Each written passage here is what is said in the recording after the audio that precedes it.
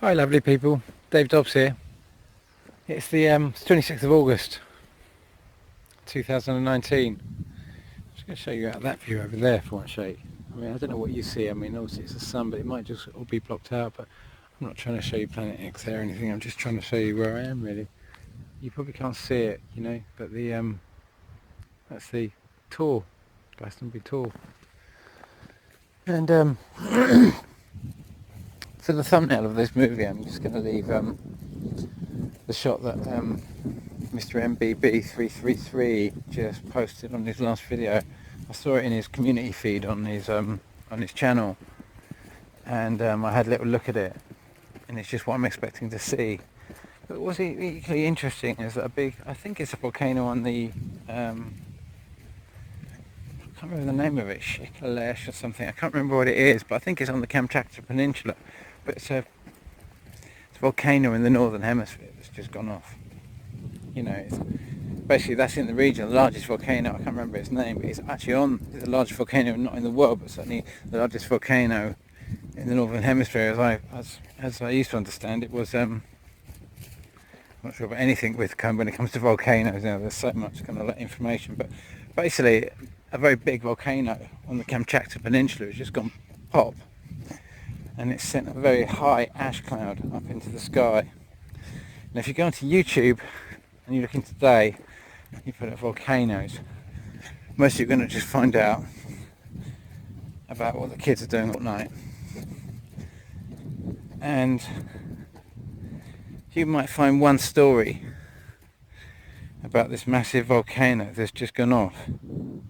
Just when ironically we get the first real sighting of the new flyby coming in at Mr. MBB, and not to suggest that Mr. MBB 333 is assuming or suggesting in any way, excuse me, jumping over this fence here.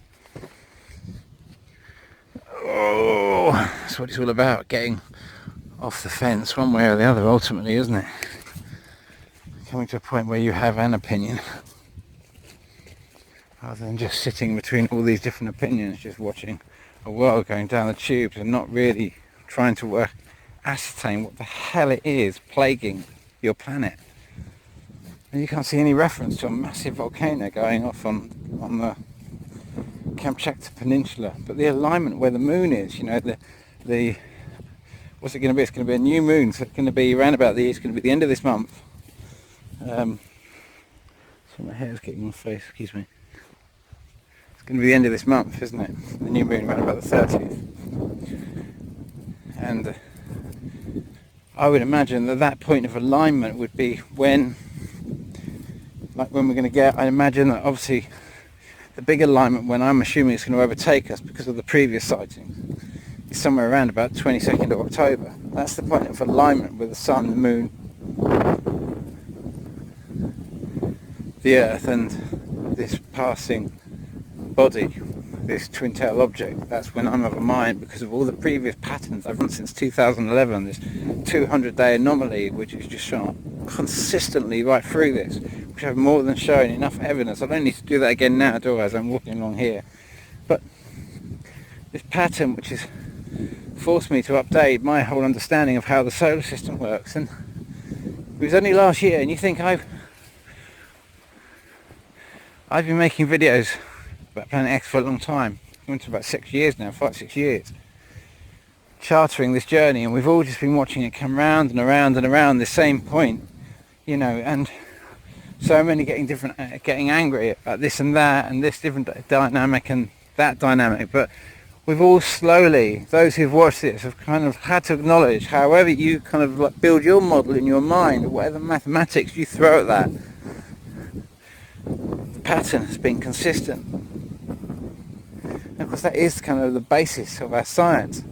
And yet all of the Planet X community, largely looking at all of this, many of them talking about not just Christians, because I attract many Christians to my channel, because many Christians talk about wormwood and with a biblical reference to Planet X. But it's not just that, it's Zoroastrians, it's Hindus, Shiva and Ganesh, and all these kind of wonderful deities that symbolize great power coming in the form of great gods beyond this world, where planets they were talking about. You know, there's many different walks of life. Of course, we get those who followed all the Hopi kind of like and the Mayan sort of text, and this idea of this red Kachina and this blue Kachina and whatever this big planet that we're all looking at for a long time, especially the last couple of years, around about the sort of like April, May time, when it's been absolutely huge. And of course, which is always stands to amaze me, the epic plasma charge. And I'm not going to put it up, I put it up in so many of my videos, but the massive plasma charge, I think it was on either the 14th or the 16th of October 2016. And all these shots, and yet we've seen all these shots. I've watched all these shots. I can imagine, you know, I've had to kind of keep myself away from Facebook because I get shot down by friends and mates. I don't mean to, but it's so insane for them to look at something that's so far out of their existing story. And you can imagine how frustrating it is when someone like me is kind of like, I'm going against my own religion. You know, I was offered this as a religion, really. I didn't understand the science of the carbon dioxide story, if I'm absolutely true. I didn't understand it. And the more I've looked at it, and the more I've started realizing, oh my God, it's volcanoes that are spewing all this carbon dioxide into the air. And I've gone through this in very many different ways. And this volcano that's just gone off on the Kamchatka Peninsula, which, you know, I'm not going to get it up right now, but it's right at the very northern tip of the Pacific Basin. It's that arm of Russia that sort of comes down, where Russia drops right down and drops down, and a small part of it comes down between you've got kind of, you know, Japan or all that sort of stuff happening east of it, and then you've got kind of like British Columbia and Alaska and all that sort of stuff going down the other side. And that very northern point, that's where we're talking about here on the map, right at the northern point of a massively active in volcanoes area, because the whole Kamchatka Peninsula is the very top of this big line of underwater volcanoes called the Emperor Hawaiian Seamount Chain that starts from Hawaii right in the middle of the Pacific Basin. And, you know, I've talked about how it's not just there, it's the entire Ring of Fire, the entire basin, 29 new volcanoes in Antarctica on the Pacific Basin side where the main melt is happening. We have to realise that we're clearly seeing Pacific boiling.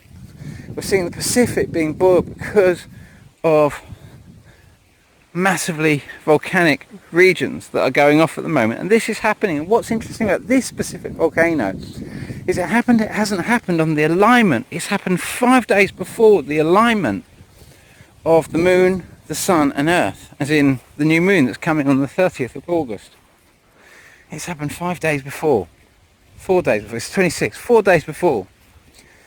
And that alignment is like, you know, as we're going around the sun, if you put this kind of the earth and the moon alignment, it's kind of just before, it's heading behind us, so to speak. The alignment comes behind us, as if it's pointing just behind us. And of course this is the shot. Exactly. This alignment, this point. Now, I realise that we can see this in different ways as well, because there are other alignments. So we can see immediately, if you go onto solarsystemscope.com right now, you can do an alignment, and you can see also that Earth, Venus and Mars, where, you know, Mars and Venus are exactly on the other side of the sun to us right now, and in perfect alignment. So we could argue that this is involved in the equation, and very much it could be. Although I imagine much more astrologically than astronomically right now. You know, I'm not so big on the astrological side of it, I've got to be honest with you, and I've never brought that into my channel. I'm not going to try and be that at the moment. Nonetheless, say that we do notice throughout all these observations that astronomically alignments have the biggest impact in terms of volcanoes. And so this tells us the position of where it's coming in.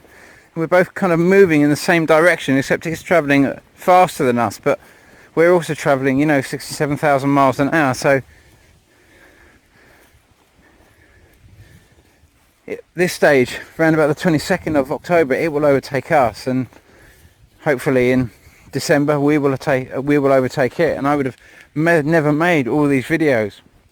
But what I wanted to talk to you was just about what when I say they, when Mr. MBB posted that video, or posted that that shot, the they that I'm talking about, the they that, imagine those that sent the satellites to Jupiter, the most recent ones we've seen, really, the Galileo, which took 7 years to get there, around about 7 years. Forgive me if I'm incorrect, and this is what I want to do, is I'm going to make a video about, more specifically about this, but I wanted to throw it out to you right now to see if you can help me with this, because Galileo went off in 1995, and I can remember 1995 was a magical year. That was also around about the year The Fifth Element came out. Bruce Willis, about this kind of like Planet X-y kind of like planet coming in, and he's been chosen to save the world from this colliding. Now imagine that, you know, I was talking earlier about how I view all this information and how certain things are unbelievable. They're unbelievable to you. Can you imagine? You know, I've had to work so hard to move from my belief system so I can look at Planet X and look at all this stuff without just like, no, this is just utterly insane. And I had to kind of take myself away from public forums like Facebook because it became too personal. Mates would shoot me down, and I realised that, you know, it was one of those things where I didn't know how to broach it. So I thought the best thing I can do is put all my time and effort into trying to understand how it moves and just staying with the work. And I think most of the people that I've seen on the Planet X system have done exactly the same. They found their specific line of interest, they've stayed focused on that, and they've just kept pushing that along. And you know, there's not many of us, is there, really, overall?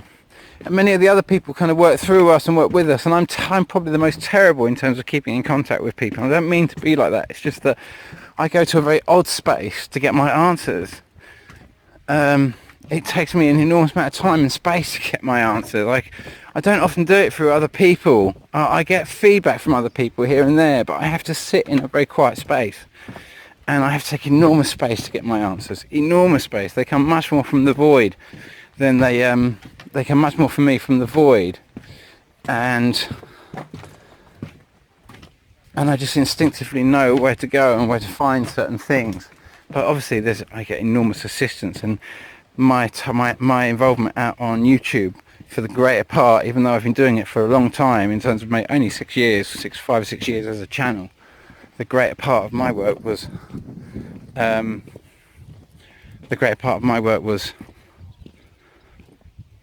the comment sections, going through the comment sections, making comments about different people's videos and that sort of stuff. And occasionally I start up whole feeds on specific channel, on specific people's channels. I get, you know, we could get, sometimes if you got it written, you got a really good comment, you could get tens, if not hundreds of thousands of people, maybe not hundreds, but you could get some pretty big discussions going on just one thread sometimes, you know. And you know, we were all helping each other move forward. You know, most of us can only see it from our perspective, but when we open ourselves to someone else's perspective, analytically it can suddenly click at some point, and you're like, oh my god, and you can connect certain dots together where previously you just couldn't. And one of the reasons why I'm edging closer here is because when Steve Olsen put that Jupiter shot up, where he didn't say that the blue Kachina was Jupiter. That's not what he said.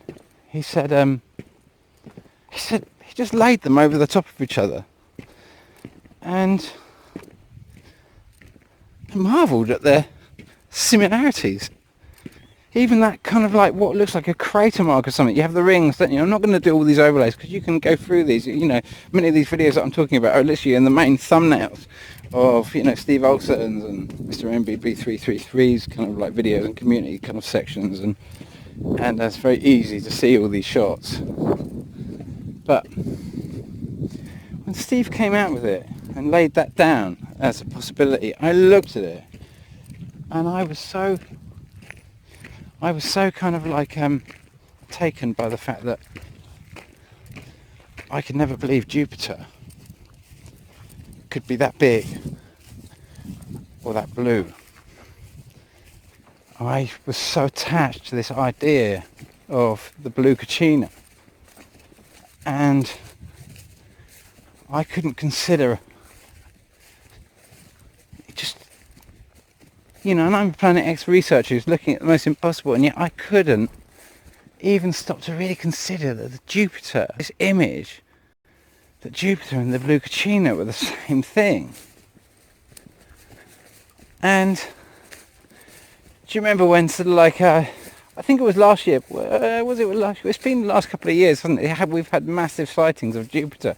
And none of us, it comes up on the internet and with all the stories of everything else, it kind of slips under the radar, and then we keep seeing these occasional shots of it, and we're like, oh no, I even showed it to a friend of mine, funny enough. This guy called Paul Fry, is an amazing artist. But I showed it to him. I said, look, check it, it's the blue cucina. And do you know what he said to me? He just looked at me and he goes, that's Jupiter. And I said, no, it's not, it's the blue cucina. And he was like, it's Jupiter. And whatever it is, when Steve had put it over the top,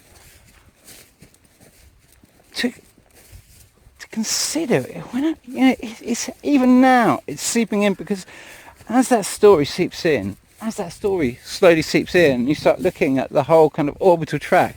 Like, when they sent, after they sent Galileo in 1995, then, the next one I know of that they sent to Jupiter was, that NASA certainly sent to Jupiter was New Horizons. And, I've often put up what a New Horizons team member slipped out. It was an interview with I think it was The Verge. That's what it says in the YouTube clip. I'll try and find a link, because I don't know if I'm going to be able to put this out all over the top now. But basically, it was.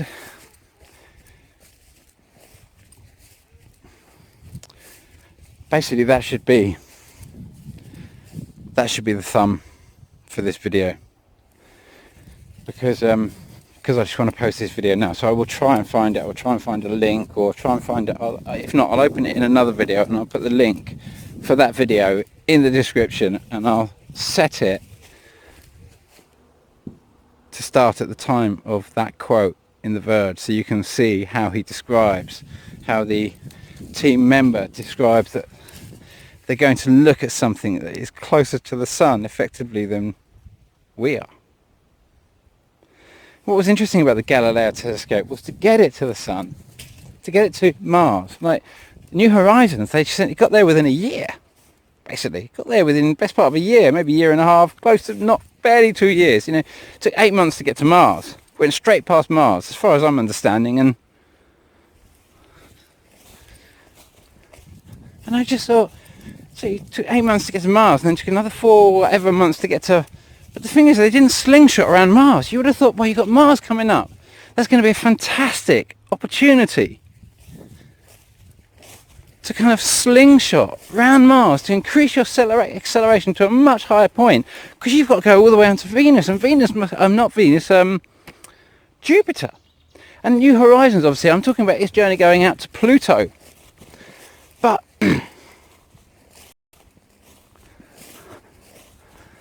it goes via Jupiter, where it gets its slingshot, and it arrives at Jupiter, like I say, in a year, or a little bit more.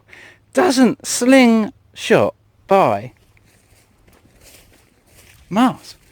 It's just like, why wouldn't you? There's like a fuel tank. In terms of orbital mechanics, there's just like a fuel tank waiting for you at Mars to give you a heap load of acceleration to drop into its orbit and do a slingshot right out to Jupiter. Why wouldn't you? Why wouldn't you incorporate that? Why wouldn't you? It's sheer logic, surely. You've got another planet in between you and Jupiter, and you're like, hey man, let's not waste an opportunity. We can use the moon at a certain point, and then we could, that's what we do. Okay, you could go the other way, and you could say, no, we're going to go via the sun. Now that's what I'm suggesting, because why did Galileo, on the way to Jupiter, go via Venus?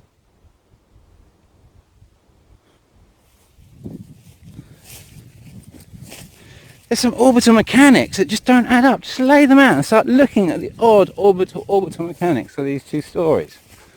And you're starting to think, 1995, when I watched The Fifth Element, and I saw all this stuff, 2012, I didn't really understand. When you start getting your head around the idea that Jupiter and the blue Caccina, they look exactly similar. Probably because they are the same thing.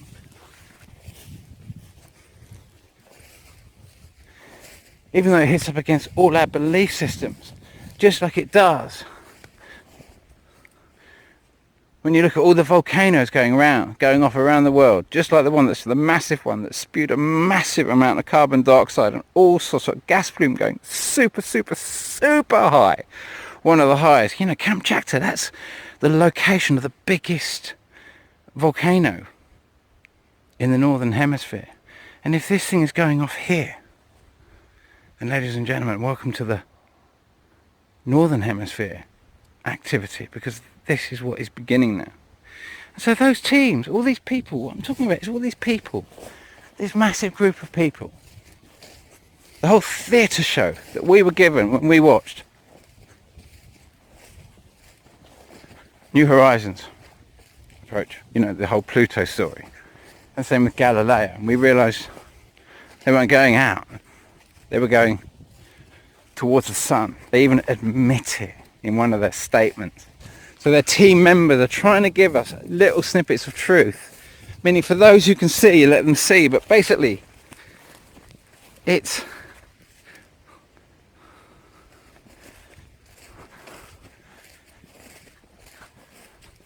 they've shot out to get to Jupiter. They've had to go down, literally,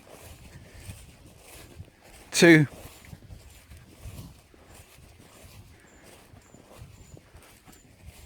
Venus, or potentially Mercury, but most likely Venus, closer, bigger, more potential for acceleration. Also, Mercury way too close to the sun. You're already talking about it. If you're going to use Venus, it's going to be a risky thing, but if you get it right, you could just bounce off, and with enough with enough reflective shielding, you could possibly do a flyby and gain the acceleration you needed, not to plunge into the sun, but to take off towards Jupiter,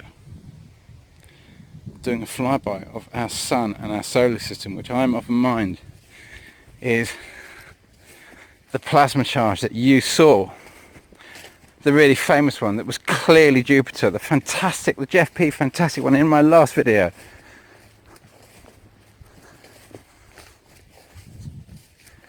And this was what it's all been about as much as anything else, that Jupiter has been flying by. It orbits this dwarf planet.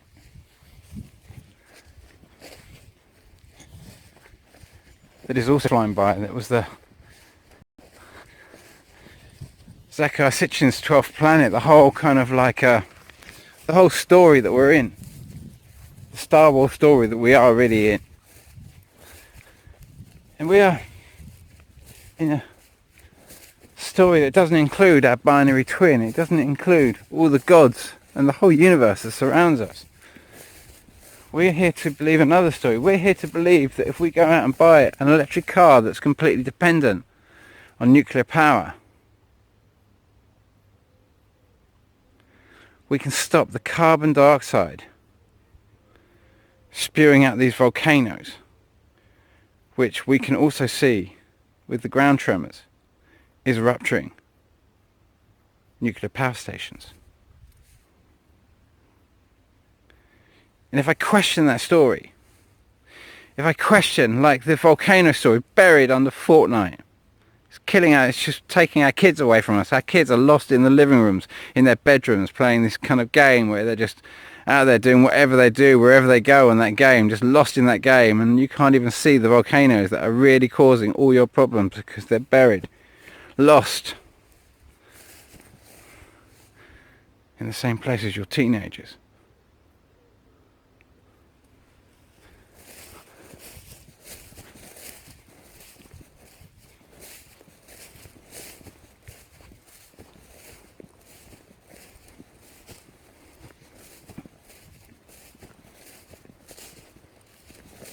A crazy world that is just hangs on a precipice because we're all believing that nuclear power is going to stop the carbon dioxide spewing out of the Kamchatka Peninsula right now. When we all know someone who's dying of cancer. So the question I was going to was, picture them. The theatre show that was behind the New Horizons, kind of like, you know, what we saw was a complete theatre show. It was a television show where you see the launch and they're going through and they're doing the whole thing. It's a total launch. They've got a name of a special gravity instrument that enabled them to shoot out a gravity enhancer or something like that in the Galileo. It's a really clever thing. And they put it in action and they shot out from the inner hub of the solar system straight out to Jupiter. We don't know how they managed to get that massive acceleration. I mean, we took all these rockets to get it off sort of like a, you know, by this stage it's a very, very lightweight, it's lost all its main rockets, and suddenly it does this enormous, great shooting acceleration where just suddenly, by some magical power, because of this special gravitational tool, I don't know what they call it, the gravity assist button. It's like total kind of like, you know, they couldn't record, you know, Galileo, they couldn't record one of the big flybys as they entered the main hub, because they couldn't risk pressing the record button when the satellite was travelling fast. Don't press the button! It's like one of those moments in kind of like a, you know, kind of like James Bond, and he's got the little button in the gear stick. You don't press that button because it's the record button, and you don't operate the record button at that temperature. You can't do it. We're travelling at 80 miles per hour. Don't press the record button, man. That's the official story. That's the official story. To account for the fact that we've just gone warp drive to get from the, you know, to get from basically Venus to, by whatever they concocted in the Galileo story, how they suddenly warp drive past Earth and Mars in a flash to get out to Jupiter. And you're like, there's a lot about this story, you know, where are they, this whole team of people? Is it that we're in a complete sci-fi movie? Is that it? That we really are just so much fodder that we have to believe this stupid Copernicus 400-year-old model, and that we're actually just sheep, we're just farm sheep, we're just cows grazing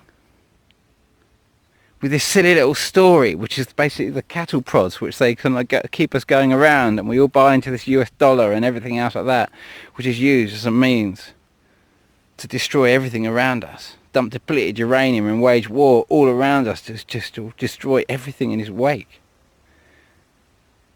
What story are we in? How many people are still just completely in bed with the carbon dioxide story, even though you can see carbon dioxide spewing out of the volcano on Mars? And we can see the Mars predominant gas is carbon dioxide. We can see very simply where carbon dioxide is primarily coming from. We can see it's a very naturally produced gas being massively exacerbated by something clearly that is flying around us, that is clearly, without any shadow of a doubt, just like the earthquake, the Chernobyl earthquake on the, I think it was on the 26th of April 1986, and this of course was the same time as Krakatoa and Kilauea last went off, and that earthquake fell on the same day right next to the same fault line where a massive earthquake on that same day in 1986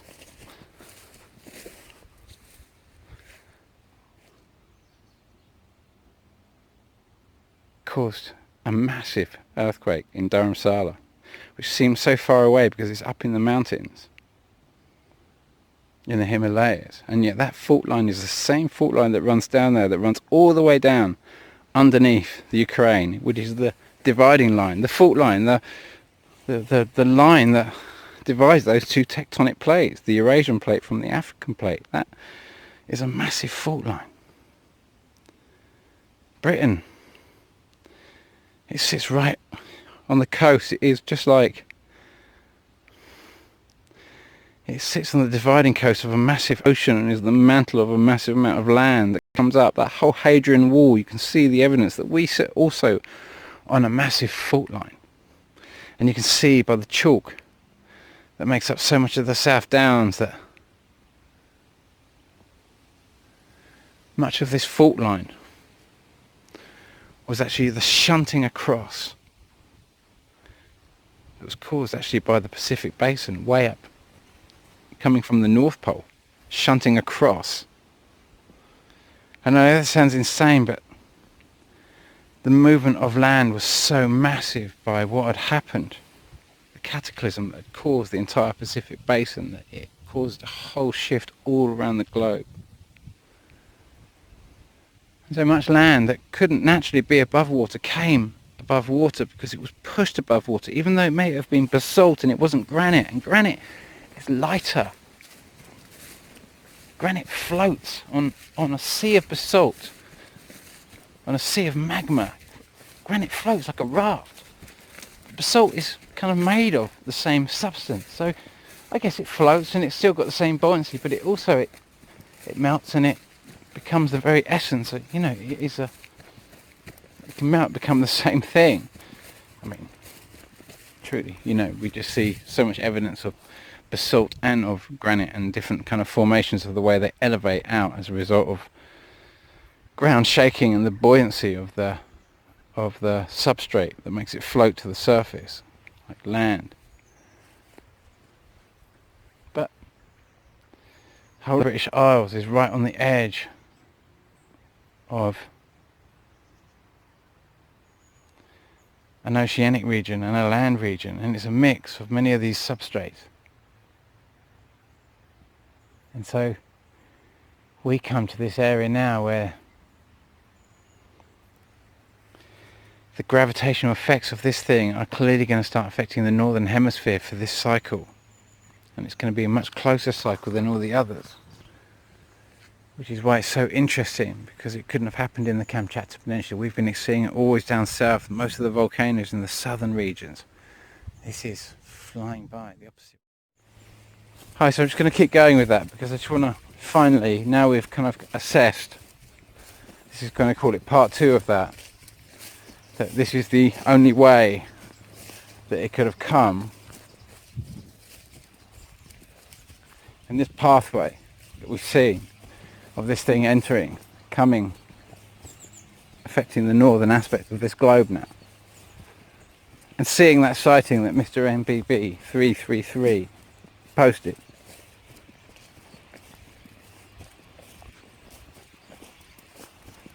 What do you think those that made the documentary, that know, that run this lie, this deception, whoever they are, the ones that were in the receipt, made the entire TV show? I mean, I'm not suggesting they didn't go to the moon. I'm just suggesting that what they saw on the moon was so fantastic that when we see the Apollo 20 images of the woman in the spaceship and that sort of stuff, and they release things like that,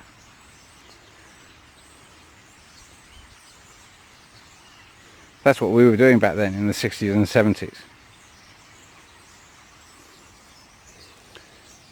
Hitler had the Foo Fighters.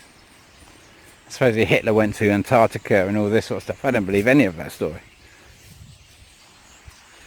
Hitler and Antarctica were brought together just so you could hate those from Antarctica, so they could brush those from Antarctica with the same brush as you would hate Hitler. So it would be easier to make you have aggressive feelings towards them because you were associating them as being as evil as Hitler. But I suspect that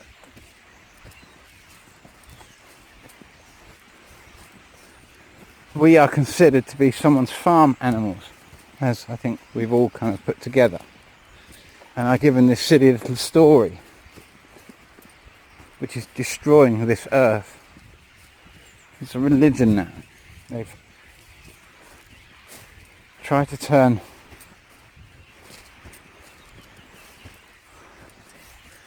fanatical environmentalists into Christians, effectively. You take Christ off the cross and you put the earth on it, but you apply the same story. You give someone a nice little story and say all the volcanoes coming out of earthquakes, coming out of cars and vehicles, and that the only way to save it is to build nuclear power stations. And the way the argument works is environmentalists get passionately angry. And then you feed the opposite information of the truth to the petrol burners, the people you would consider love Trump. And they see the sheer logic of that. They're like, look at the volcanoes. They want to build nuclear.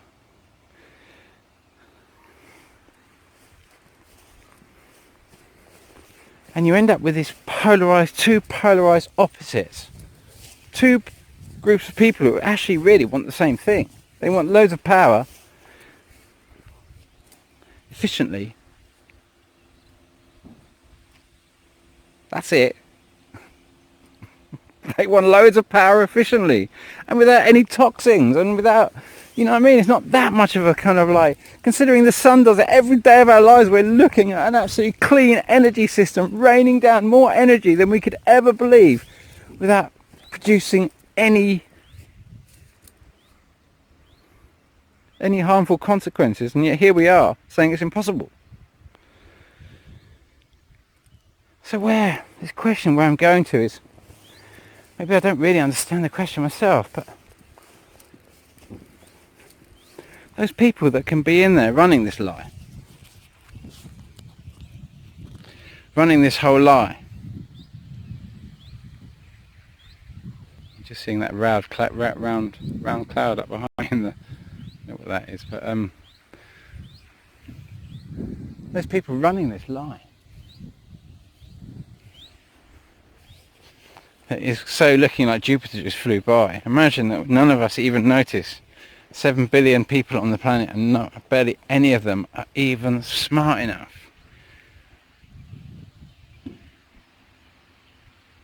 to notice Jupiter flying by. I'm believing it. Everyone throwing and all the rest of it. It's just like, we can't see what's right under our noses. They've been running this story. Whatever story we're in. Whatever they consider us. How do you picture whoever that is?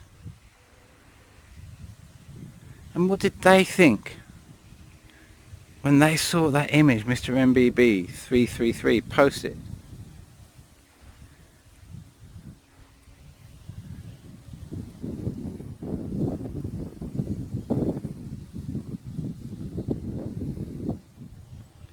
What does it mean to them? This great secret they've kept to themselves where they think they're going to save themselves and everything's going to be alright.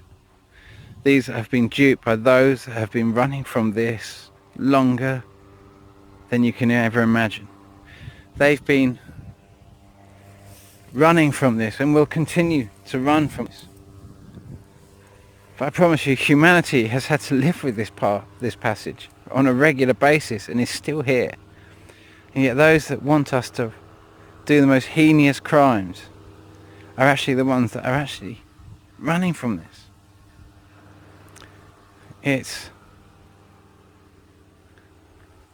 Still, I don't know if I've really answered my question to you, because I'd love to get your feedback on how this thing works. I'm interested in the orbital mechanics of it, not so many opinions. I'm interested in whether how you get there, your workings, not whether you think it's Christ that's going to come flying through the sky like Superman, but you're kind of like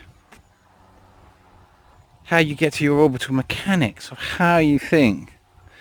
These two variations in the story that were offered between Galileo and, why even call it Galileo? I mean, this is what he saw, obviously. You know, Galileo had a times 20 telescope. It's like it's like a shitty pair of binoculars. And he saw the moons of Jupiter, and we're supposed to believe, yeah, of course he did. I mean, it was just like the first ever of its kind. This was massive when it flew by back then, in the 1600s, when we discovered the first ever variable star. When the whole Copernicus model came by, this was a mad time when they were talking about, everyone was coming up with a different theory on how the universe, how the solar system turned, because there were so many anomalies that would go down. All these spectacular sightings, there were comets coming through. It was all of what we're getting now. So those people who hold the secret, that are sitting there, that have joined this agenda,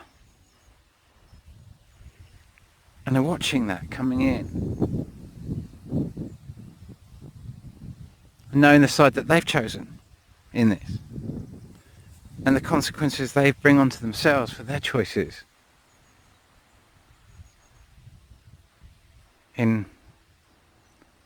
attempting to drive a genocide, and the place that they take themselves as a result of that, what they gift themselves to as a result of that.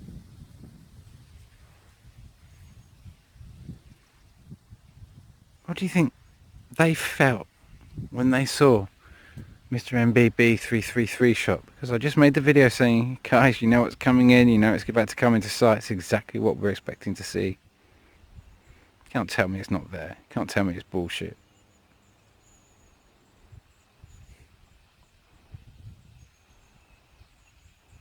How did they feel when they saw that?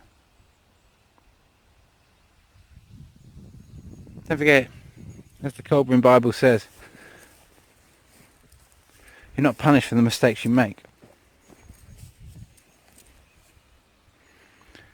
Humanity is punished for the mistakes it fails to rectify.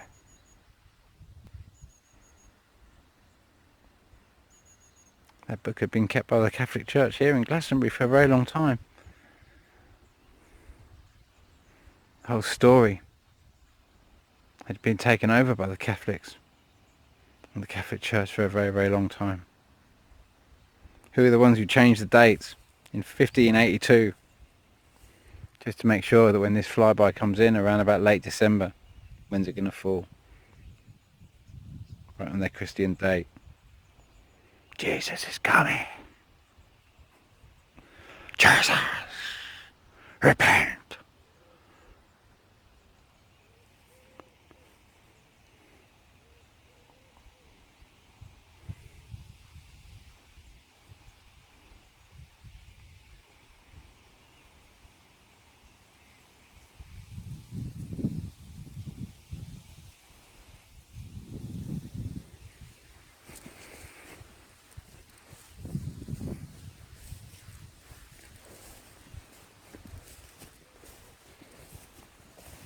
You can see why, also. Well, there's another story, but I want to talk to you also about what the Romans what they really came here to the British Isles for. It's really they came here, most likely, for gold. But we have very poor quality gold because it's very difficult to access, because you have to do such a massive process. And back then, he knew where this gold was. He had high levels of abilities. He had very high levels of abilities in terms of detecting and knowing where the gold was. It was uncanny, and how they extracted it was really quite high level. It took a lot of energy. They had to mine massive volumes of rock, to get access to the gold. It would have taken an enormous slave colony to do that. Massive. Massive. Vast amounts of labour. The only way I could have seen that they could have done that would have turned the whole of England pretty much into a massive, great slave camp.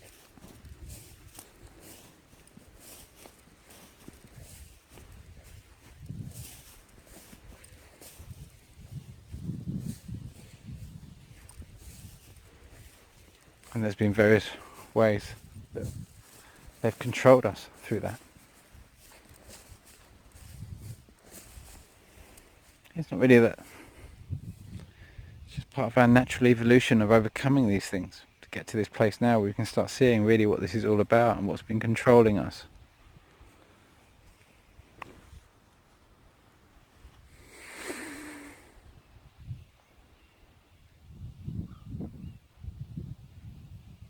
But what are they thinking?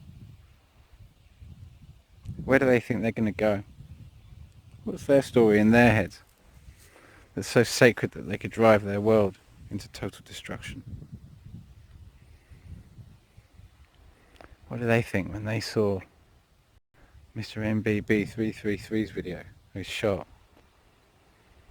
Those who absolutely know what this is, they know every point about this. What do they say to their kids? They think they're going to get the lucky ticket.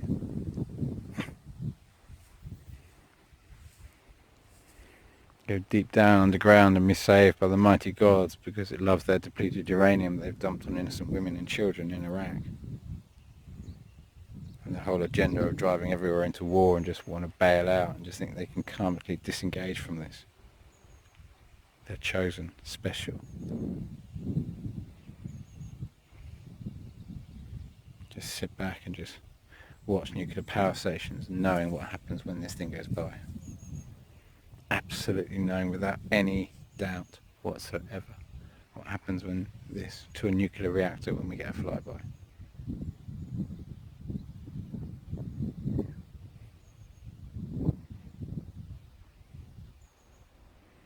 What's their game plan?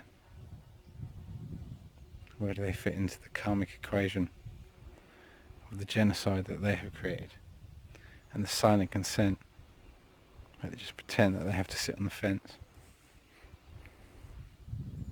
They're not really here.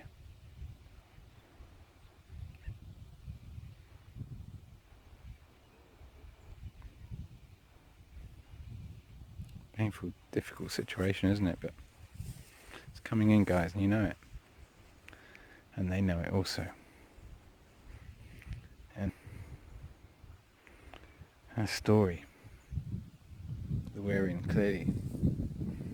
You see why so many people have become flat earthers after this, because the story just doesn't add up. You have so many questions, you end up spitting the dummy. And I've watched a lot of channels out there, actually some of them started as flat earthers and obviously become these kind of like all sorts of different kind of channels, because when you start looking at the science, many are swayed away very potentially by the flat earth theory, or the fact that they've actually managed to look at that as a theory means that they might have been religiously attached to the flat earth.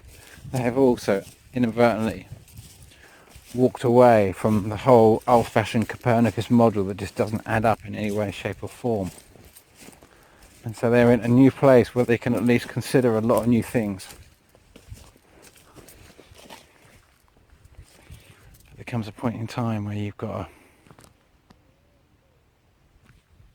jump off the fence and come out of the story and realise that if you don't,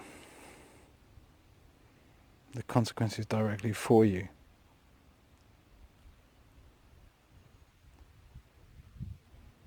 Become much more difficult. Much more difficult to deal with. Because you're just not looking at any sense of truth of what's really happening. How could it be saturating the earth with nuclear power stations to stop the carbon dioxide spewing out of volcanoes? Be the solution. How can it be? Any path, any agenda that is just ultimately feeding into that, if it cannot address that, and just feeds into it because you want to stay to it. Because if you don't, you're a climate change denier. You have to deny the volcanoes. You have to deny it. Just sweep it under the carpet because you don't want to see it, because you're a climate change denier. You're a Holocaust denier. You're a denier of Christ. All sides playing against one each other. You wonder how Trump got in. Trump got in because this lie empowered the opposition, because they saw it. They realised it was total crock-shot, but they could believe it because they weren't attached to it like a religion.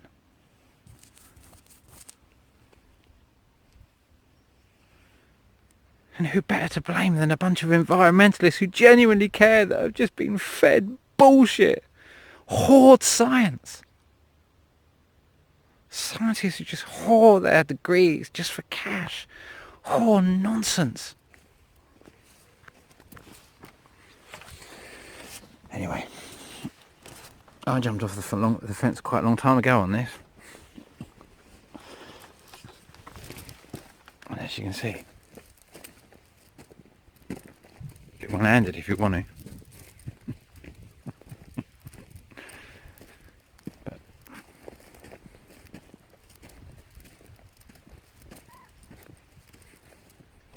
it's whether you want to, whether you want to see it.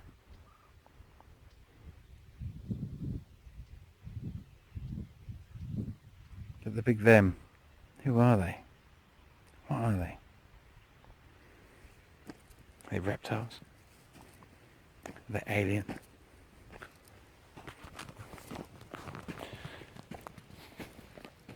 Is it AI? Is it lost? I've often thought the most likeliest thing is it probably is Lost. You ever heard of Lost?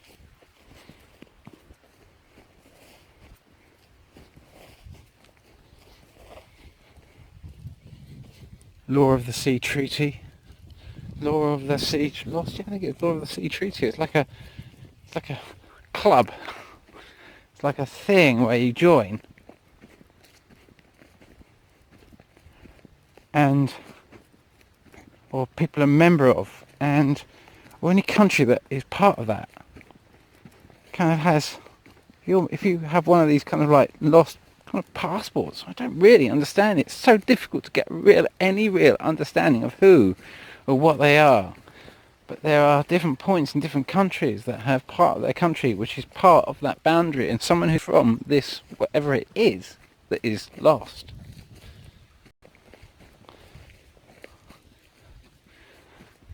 Maybe that's another thing we can all explore. But I often wonder, who are they? Are they like a civilization, a breakaway civilization that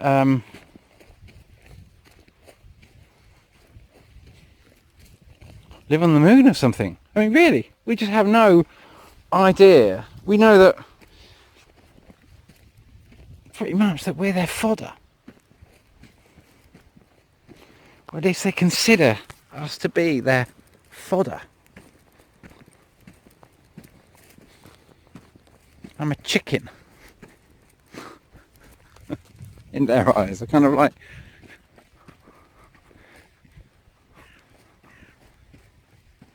a cow. Not exactly a cash cow, am I? Well, there are a lot of people, I've seen a few people make probably a bit of money out of some of the things I've said, turn them into various stories and such like that. Made them a little bit of cash, maybe.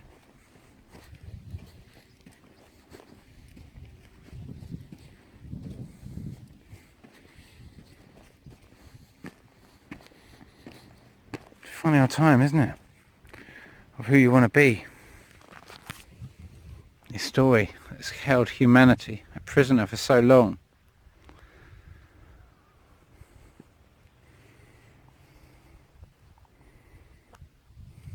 The question is, at the end of this, If the first thing like I was ever told when I first asked and I began this journey for real, and I said, I just want to understand what's going on. And it said, put simply, your earth will no longer support duality. There's going to be one human, one soul, and no more backseat drivers. Big change for the human state. Kind of like, you know, in our minds we have like these televisions of noise available to us, and to remove a lot of that, if not all of it, it's going to be quite a scary thing, which is what this is all about. If we are a collection of different beings,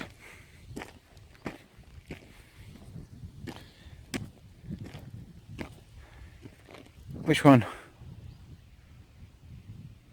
of the many which are you will be staying, and which one will be leaving?